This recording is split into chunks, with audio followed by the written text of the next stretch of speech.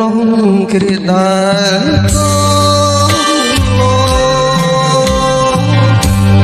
អូននឹងម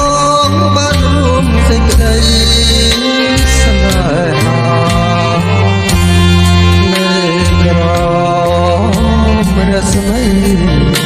នៃព្រះចន្ទនាក្រមផ្ទៃមេឃីដ៏ធំល្វឹងល្វើស្រណងស្រណងស្ទដីដែលស្រស់ស្រីសប្រាប់ឲ្យមកកាពេលនោះមកមិនតន់ហ៊ានមក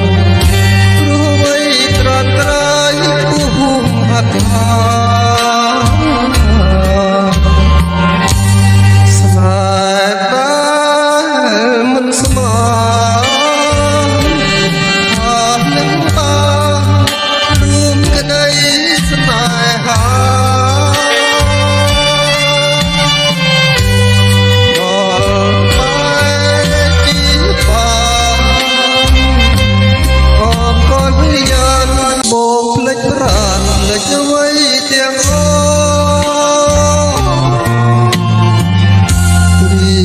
ដែលរួមស្រណ